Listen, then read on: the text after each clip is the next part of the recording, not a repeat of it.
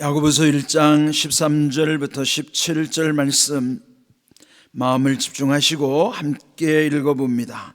사람이 시험을 받을 때에 내가 하나님께 시험을 받는다 하지 말지니 하나님은 악에게 시험을 받지도 아니하시고 친히 아무도 시험하지 아니하시느니라. 오직 각 사람이 시험을 받는 것은 자기 욕심에 끌려 미혹됨이니 욕심이 잉태한즉 죄를 낳고 죄가 장성한즉 사망을 낳느니라. 내 사랑하는 형제들아, 속지 말라. 온갖 좋은 은사와 온전한 선물이 다 위로부터 빛들의 아버지께로부터 내려오나니 그는 변함도 없으시고 회전하는 그림자도 없으시니라. 아멘.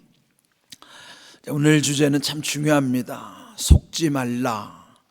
오늘날 보면 속이는 현상들이 얼마나 많은지 몰라요. 영적으로도 보면은 이단 사이비 교주들 중심으로 해서 요즘 큰 사회 물의를 일으키고 있고 또 드러나지 않는 것은 더 많습니다. 이같이 영적으로도 우리를 속이는 현상이 있는 것뿐만 아니라 또 지속적으로 요즘 보이스피싱 같은 것도요, 그런 속이는 일들 또 피해자들이 많습니다.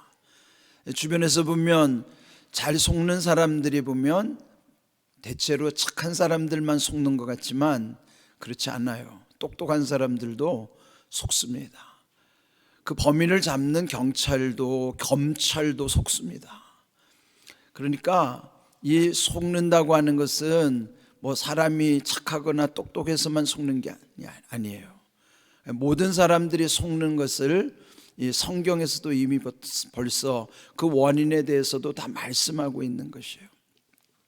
그 속이는 현상이 어디서부터 왔을까요? 이미 창세기 3장에 보면은 그 마귀가 에덴 동산에서부터 하와를 속이는 현상이 있었어요. 그때 여러분이 잘 아시는 뱀으로 나타난 마귀가 그 하와에게, 그 여인에게 말하기를 하나님이 참으로 너희더러 저기에 있는 나무의 모든 동산에 있는 나무 열매를 먹지 말라고 하더냐. 여기에서 뭐가 문제입니까? 모든 나무의 열매라는 것을 속인 거예요. 하나님은 선악을 알게 하는 그 나무의 열매만 먹지 말라고, 하나만 먹지 말라고 했지 모든 열매를 먹지 말라고 한 게 아니에요. 그런데 마귀는 벌써 탁 속였잖아요. 그때 이 여인이 답하기를 우리가 모든 것을 먹을 수 있는데 그 선악과만은 먹지도 말고 만지지도 말라. 이 여인도 말씀을 왜곡시켰어요. 그를 먹지 말라고 했지 만지지도 말라는 거는 자기 말을 붙은 거거든요. 그리고 먹으면 정령 죽으리라. 반드시 죽는다고 말씀하셨는데 죽을까 하노라. 죽을지도 모른다라고 또 서로 말씀이 이렇게 왜곡되는 거예요. 그렇게 해서 결국 이 마귀가 속이기를 너희가 그걸 먹는 날에는 하나님과 같이 될 것이다. 그때 그 마귀가 말한 거를 보고 그 다시 선악과를 다시 보았더니 정말 먹음직스럽고 보암직스럽고 또 지혜를 얻을 만큼 탐스럽기도 하더라. 그럼 뭐예요? 먹고 싶은 생각이 들고 보기에도 즐거워 보이고 그 다음에 그거 먹으면 정말 지혜를 얻을 것만 같은 착각을 일으키게 하는 거예요. 이런 게 다 속이는 현상들이죠. 그럼 이렇게 속이는 것은 누가 이런 걸 하는가? 거기 마귀가 주는 것처럼 예수님도 요한복음 8장 44절에서 마귀의 실체를 이렇게 밝히고 있습니다. 우리 함께 읽어볼까요? 너희는 너희 아비 마귀에게서 났으니 너희 아비의 욕심대로 너희도 행하고자 하느니라. 그는 처음부터 살인한 자요 진리가 그 속에 없으므로 진리에 서지 못하고 거짓을 말할 때마다 제 것으로 말하나니 이는 그가 거짓말쟁이요 거짓의 아비가 되었습니다. 그랬습니다. 여기 보면은 그 마귀를 일컬어서 그 끝에 보면은 거짓말쟁이요 거짓의 아비라. 거짓의 아비라는 뜻은 원조라는 뜻이에요. 그러면 이 거짓의 원조 마귀는 속이는 것이에요. 그래서 그 속이면서 속이는 현상들이 나타나는 것이죠. 그러면 에덴 동산에서부터 이 마귀의 실체를 폭로해 주신 것처럼 예수님도 요한복음 8장 44절을 통해서 이 마귀의 실체가 어떤 것인가, 거짓말쟁이요 거짓의 원조라는 사실을 알아야 되는 것이죠. 그렇다면 우리 안에도 무슨 그런 요인이 있기 때문에 우리 안에 있는 걸 자극하겠죠. 그게 오늘 말씀해 보면요, 13절에 시험 받을 때 하나님께 시험 받는다고 말하지 말라. 하나님은 악에게 시험 받지도 아니하시고 친히 아무도 시험하지 아니하시느니라. 여기 시험이라고 하는 것을 하나님도 우리에게 시험을 하시기는 해요. 근데 우리말로 시험이라는 것이 함께 구분이 안 돼서 그러는 건데, 원래 원어나 영어의 표현에도 보면요, 그 시험이라는 것, 연단하기 위해서 시험, 학교에서 치르는 시험과 또 유혹하는 시험이 다르잖아요.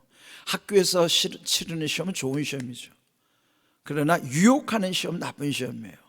영어로도 이거를 학교에서 치르는 시험 같은 좋은 시험은 테스트 한다고 그러고, 또 유혹하는 시험은 영어로 temptation이라고도 해요. 그러니까 완전히 달라요. 근데 여기 13절에 보면 하나님은 아무에게도 악에게 시험도 안 받으시지만 아무도 시험하지 않는다고 할 때 유혹의 시험을 하지 않으신다는 거예요. 그러나 하나님도 우리에게 시험, 테스트 하시는 시험을 해보시는 거예요. 아브라함에게 독자 이삭을 바치라고 테스트 하셨듯이 오늘 우리의 믿음도 하나님은 테스트 하세요. 그런 시험은 좋은 시험이에요. 근데 여기서 말하는 시험은 나쁜 시험을 말하는 거예요. 그러나 유혹하는 시험, 넘어뜨리는 시험, 그 템테이션의 시험이라는 걸 먼저 전제로 해서, 그러면 14절 보실까요? 오직 각 사람이 시험 받는 것, 이 유혹을 받는 시험은 자기 속에 욕심이 있기 때문이고 욕심에 끌려서 미혹됨이라. 미혹은 뭐냐면 속는다는 거예요. 무엇 때문에 속죠? 내 욕심 때문에 속는 거예요. 우리 안에 욕심이 없다면 아무리 마귀가 유혹한다고 해도요, 이 안에서 끌리지 않아요. 자석을 갖다 대면은 자석의 성분에 달라붙는 것만 반응하는 거죠. 그것처럼 마귀가 유혹하더라도 내 안에 욕심이 없으면 그 시험에 들지 않겠죠. 문제는 내 안에 욕심이 있기 때문에 속는 거예요. 그렇다면은 이 시험을 이기려면은 어떻게 해야 될까요? 이런 유혹에 대처하고 이 시험을 이기려고 그러면은 먼저 이 실체를 알아야 되는 거예요. 그럼 뭐예요? 그 원조가 마귀고, 마귀는 우리를 넘어뜨리고 결국은 지옥으로 같이 가고 싶은 거예요. 여러분, 하나님이 지옥을 만드신 거는 사람을 거기다 가두려고 만든 게 아니죠. 마귀와 마귀의 졸개들인 귀신들을 그 무저갱에다가 넣으려고 지옥을 만든 거예요. 근데 그러면 왜 마귀는 왜 우리를 무너뜨리고 또 이렇게 시험을 하는가? 마귀는요, 지옥으로 자기 혼자 가고 싶지 않고 끌고 가고 싶은 거예요. 마귀도 자기들이 무저갱에 갇힌다는 걸 다 알아요. 그런데 하나님의 형상대로 지음받은 우리를 다 같이 끌고 들어가고 싶은 거예요. 그래서 교묘한 이 마귀의 정체 실체를 알아야 돼요. 에덴에서부터 있었던 그 마귀의 실상을 우리가 기억하면서, 그러면 두 번째 원인은 뭘까요? 내 안에 욕심이 문제라 하는 거예요. 그러니까 욕심이 있기 때문에 그 욕심을 보는 순간에 마치 에덴에서 그 하와가 선악과를 욕심의 눈으로 바라봤을 때 먹고 싶었고 보기에도 좋아 보였고 그를 탐할 만큼이나 그렇게 다시 보였던 것처럼, 그러니까 우리의 마음이 중요한 거죠. 그래서 여기 욕심에 끌려 미혹되는데 결국 욕심이 잉태가 되면, 잉태 뭐예요? 마치 아이를 낳는 것처럼 아이도 우리 안에 잉태가 되면서부터 결국은 그 아이가 태어나는 것처럼 욕심이 안에 잉태가 된다면 거기로부터 죄를 낳는 것이다. 그리고 그 죄가 장성하면 결국은 사망에 이르게 된다, 죽는다는 거예요. 그러므로 여러분, 오늘 우리에게 이런 속이는 무수히 많은 현상들, 이런 현상을 우리가 바라보면서 먼저 이런 것, 세상을 바꿀 수는 없어요. 어떻게 바뀌어야 될까요? 내가 변화되어야 돼요. 나를 바꾸는 능력은 내가 할 수는 없지만은 이런 실체를 알고 이런 현상을 알고 이런 응답을 얻었으니 내 힘으로 감당할 수 없더라도 하나님께서 주시는 지혜와 능력을 힘입을 때만이 이런 모든 시험을 이기게 되는 줄로 믿습니다. 속지 않는 비결이에요, 그게. 그 다음에 더 중요한 것은 17절, 16절. 내 사랑하는 형제들아 속지 말라. 야고보 사도가요, 단호하게 내 사랑하는 형제들아, 이런 세상 현상에 대해서 속지 말라 하는 거예요. 여러분, 속지 마십시오. 속지 않으려면 내 안에 욕심을 내려놔야 돼. 욕심 비워야 된다고요. 그러면 욕심을 없애기가 쉽지 않아요. 욕심을 없애려면 내 안에 욕심보다도 더 좋은 것을 내 안에 집어넣으면 욕심이 사라져요. 그런데 내 안에 욕심보다 더 좋은 것이 없으면 욕심이 살아나는 것이고 욕심이 움직이는 거예요. 그러려면 내 안에 욕심을 이길 수 있는 더 좋은 것이 있으면 욕심은 아무것도 아니에요. 근데 그 더 좋은 것이 어디로부터 오는가? 17절에요. 거기 보면은 온갖 좋은 은사 온전한 선물이 다 위로부터 빛들의 아버지께로부터 내려온다는 거예요. 욕심보다 더 좋은 것, 내가 욕심으로 얻으려고 하는 것보다 가장 좋은 것이다. 위로부터, 하나님께로부터 온다는 사실. 온갖 좋은 은사 온전한 선물이 다 위로부터 빛들의 아버지께로부터. 그 빛들의 아버지, 빛으로 이루어지는 모든 것들을 주시는 그 아버지께서 주시는 가장 좋은 것, 그 가장 좋은 것이 그 마음에 확실히 새겨진 사람만이 그 모든 유혹을 이기고 시험에 들지 않고 속지 않는 것입니다.